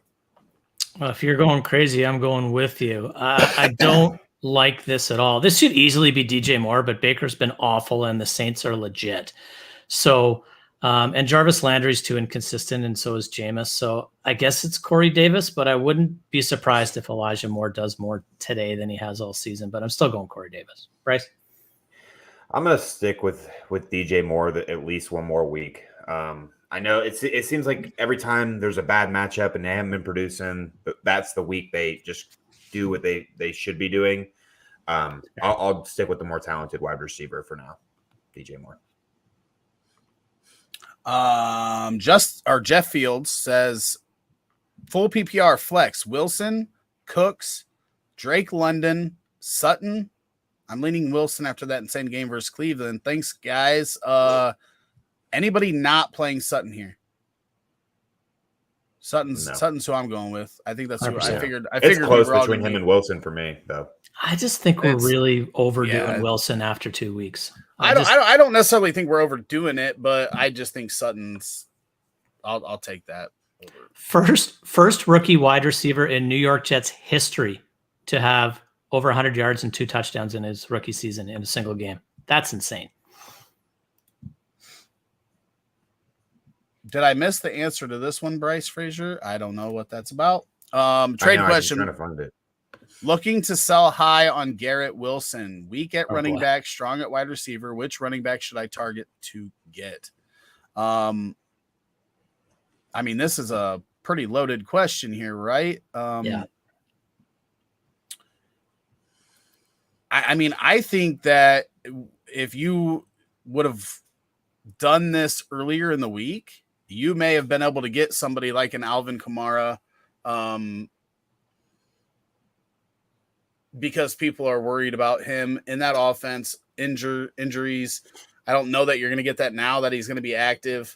I don't know that you're going to get one of the top tier guys. You might have to look at like somebody like a J.K. Dobbins. Exactly. Is that who you were thinking? Exactly. I think it's so format dependent, right? There's so much in this question that I don't know. I don't know scoring format. I don't know if it's dynasty. I don't know roster size. There's a lot of things to unpack here that we don't have the opportunity to address.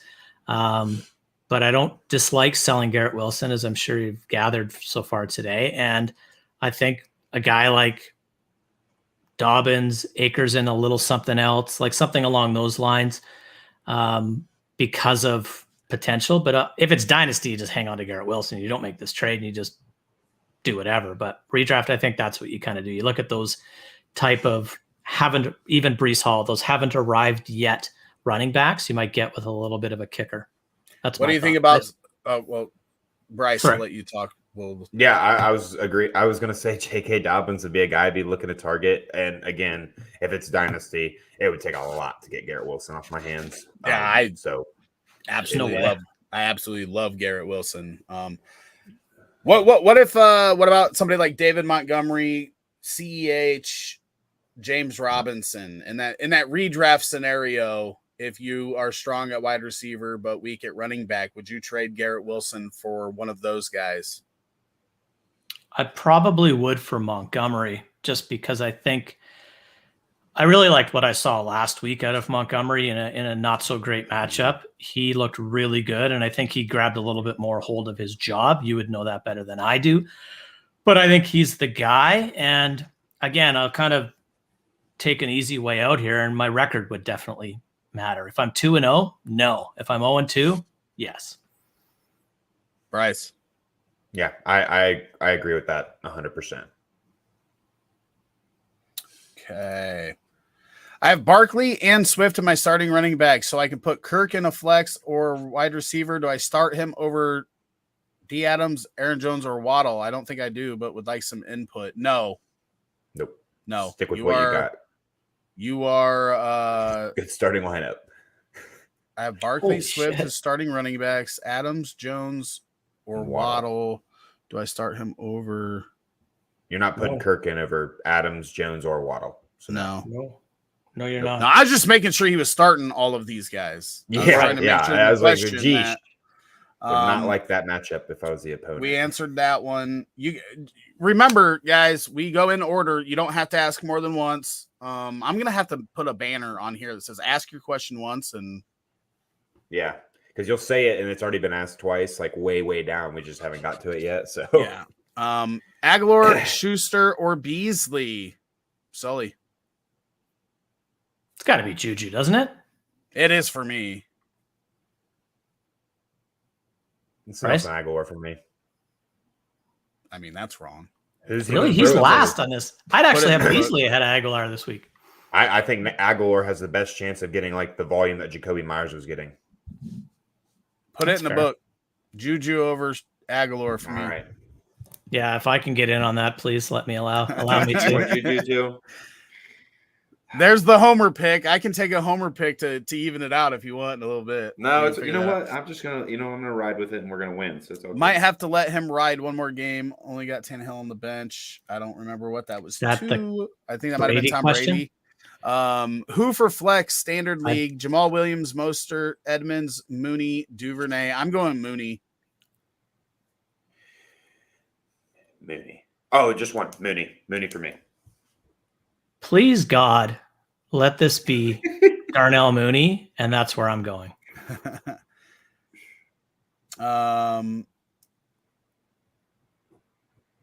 Good luck, Bucks fan there.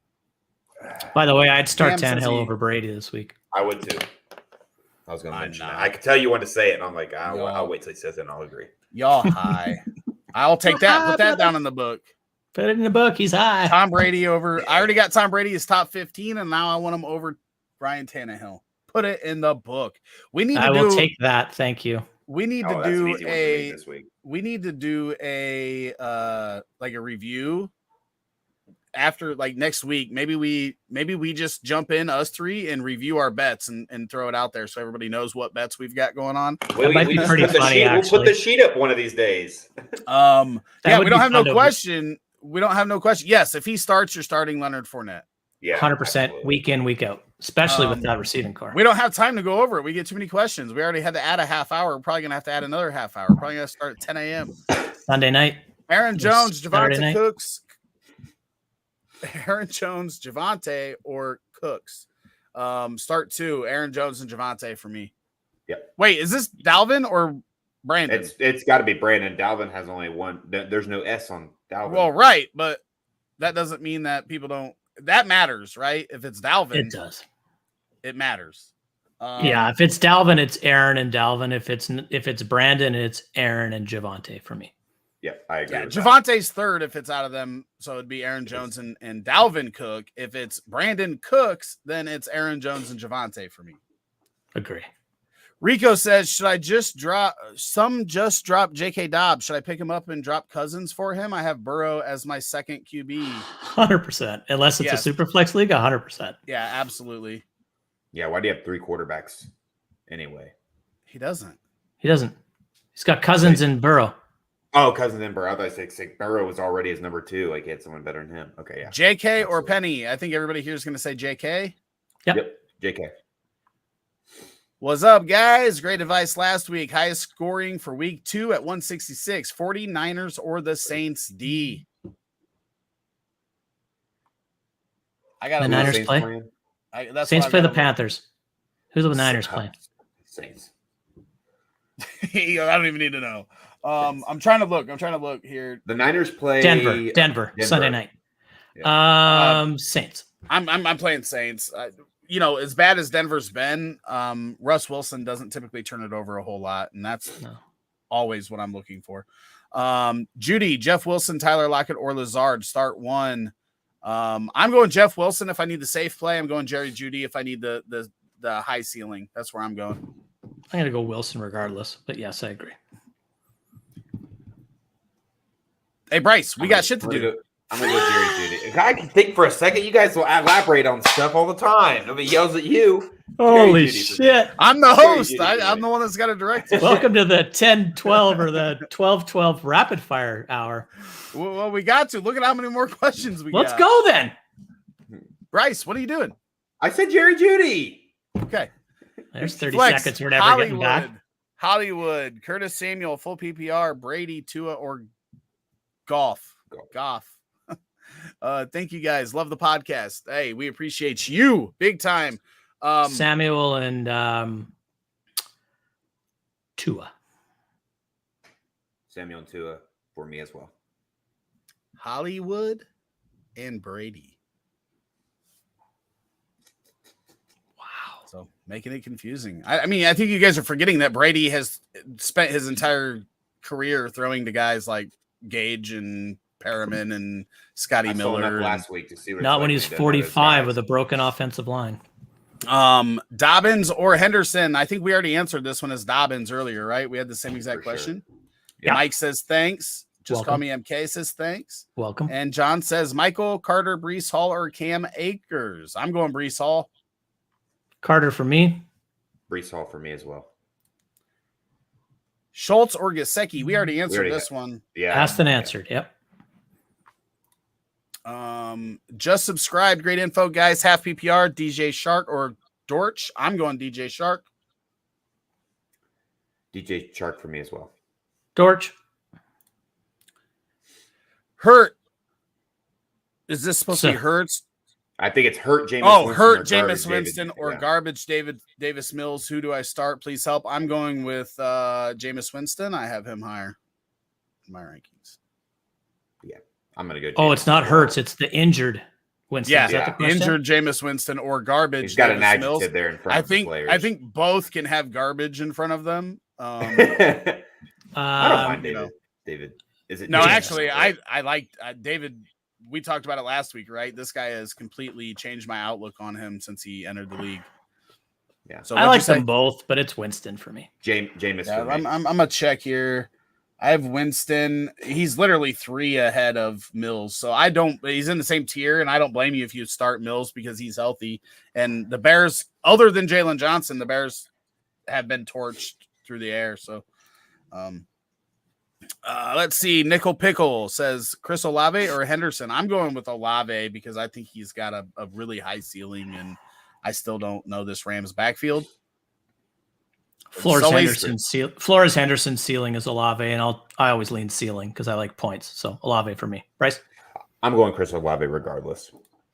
Mike Smith says Tyler Lockett, Brandon Ayuk, Juju Smith-Schuster. Pick one. Bryce? Lockett for me. Sully? Juju. Ayuk. Mike. I'm double checking. Where do I have Juju at? I don't even know. Did I? Juju Smith-Schuster, where is he? Where is he? Oh, there he is. Okay, so wait, in the end zone. I do have Juju one spot ahead of Ayuk, but I just Nice. feel like I like Ayuk better. Same tier. Going against my Scores rankings twice again. today. Juju scores twice. I do have Tyler. It's funny because I do have all three within 4 spots in the rankings. Yeah, With that's Russell Gage sandwiched right above Tyler Lockett. John Maoli, half PPR, Tj Hawkinson or Irv Smith. Sully. Hawkinson, although I think it's very close, but I'll go with Hawkinson. Bryce? I'll go with Hawkinson as well. He's got 7 targets week 1 and week 2. I'm going Hawkinson as well. Stream DST follow-up. Just looked at Fantasy Pros DST ranking. They have Cincinnati ahead of Dallas. Opinion. New York Jets throw the ball a shit ton, and that's how you get turnovers and sacks. I don't mind it. I still like Philly, but I wouldn't argue anybody over this. Yeah, I'm still gonna go with Dallas. DST is very. Wait, I thought you went with Philly last time. No, I went with Dallas because did you? Sacks so you're the wrong one. Okay. Yeah, I like pass attempts, right? That's what makes the whole thing work is a bunch of pass attempts, and Jets do that. So Philly, I think Washington throws the ball a bunch too. So I still lean Philly, but I don't blame you if you go Cincy versus New York. Hayden says pick 2 PPR, Judy, Mostert, ETN. I'm going Judy and ETN myself. ETN, I just feel like he's got to get involved in the pass game. So, Sully, what are you doing? I am too. I'll agree with you. Bryce? Judy and ETN for me as well. Do we trust Gabe Davis today? I can play A-Rob instead as wide receiver 2 and would need a flex out of Carter, ETN, Dobbs, Herbert, and Mason. I'm definitely putting A-Rob in there. Mm-hmm. And then I think again, I just said it. I think I'm going Gabe Davis. I'm going Gabe Davis and A-Rob. I am too. The only other one that gives me a bit of pause is Michael Carter, but I just don't think he sees the work. So I did see some footage of Gabe Davis in practice this week, and it looked like he was really hurting, but he'll be fine, I'm sure. Bryce? Yeah. I like A-Rob as your wide receiver too, and then Gabe Davis would be my flex option. 100% agree. TJ, none of us are IDP. Vaughn. I agree. Von Miller. I don't even know. Mainly because I don't know who Cody Barton is. But other than that, I like Von Miller. Listen to Thomas. He says Barton, so we're going Barton. Thomas knows there you go. More than me. We were wrong already. Reed Pennington says start Gabe Davis or CD Lamb. CD Lamb. Yep. CD Lamb for me. Much appreciated, guys. No, we appreciate you. DeForest Buckner or Kayvon Thibodeau? Thibodeau gonna play? Has he played yet? I don't know. He says I don't know. Says Thomas answers that. Thomas says Buckner. I agree. Look at me. I know IDP now.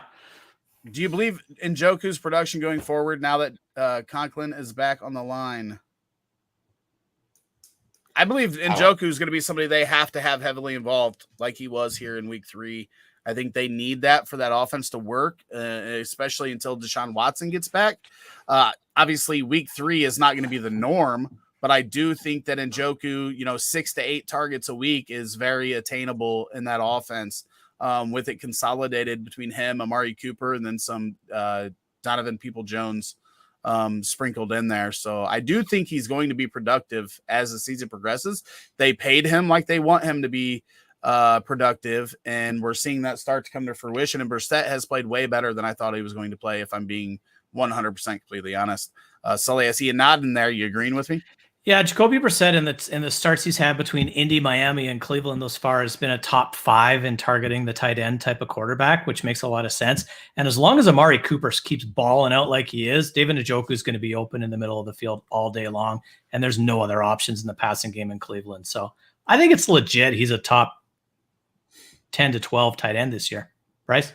Yeah, I've been trying to grab David Njoku in a lot of places, and I'm glad I am. He looks good. He's athletic.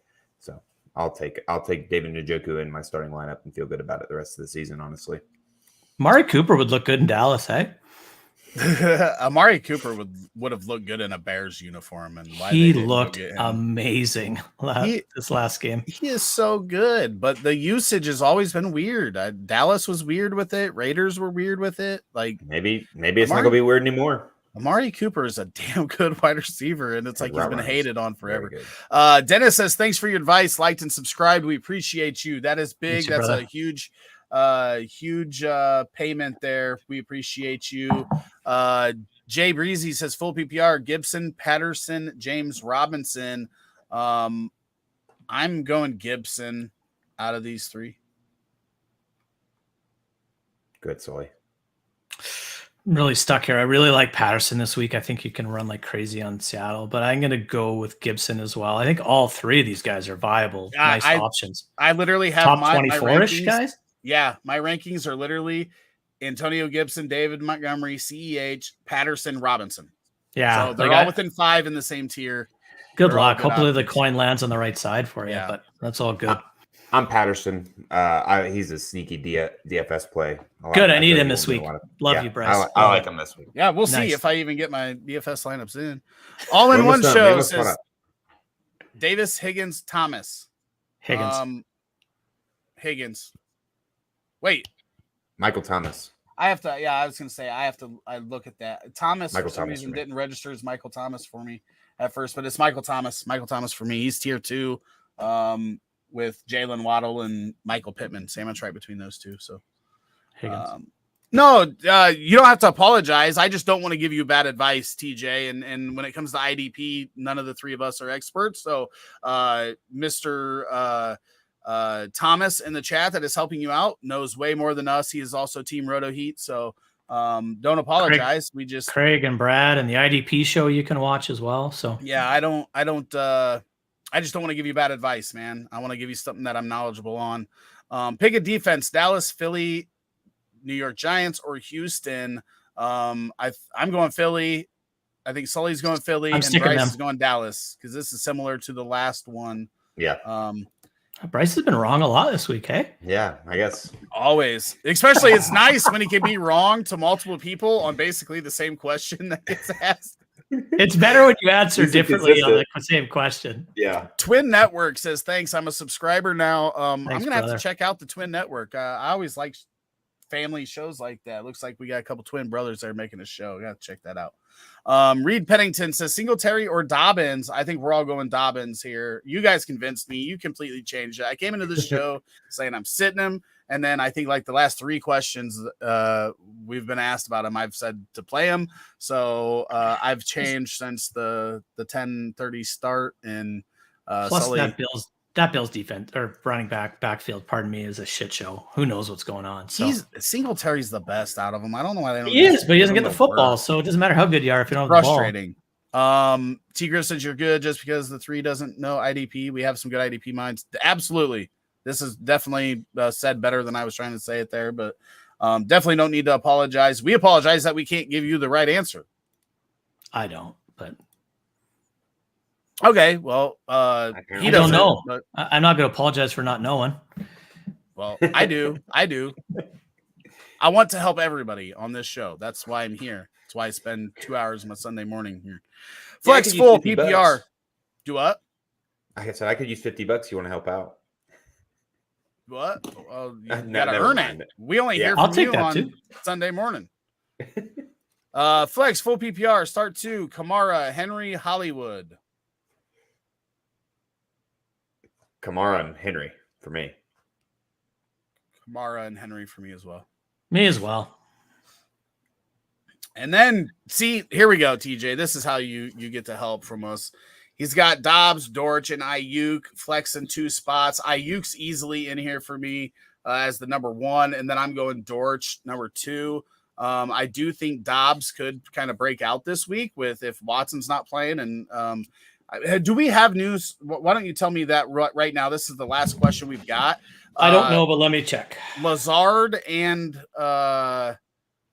Christian Watson is not expected to play. So Watson's out. Watkins inactive should be out, right? Right. If they play at 1, I don't remember their time. But Watkins, we know, is on IR. Watson, we know, is probably out. And then Lazard was still struggling Wednesday, Thursday. Is he playing? Working on it. What's the question? I'm Dortch and Ayuk either way while I look. I'm Ayuk and Doubs.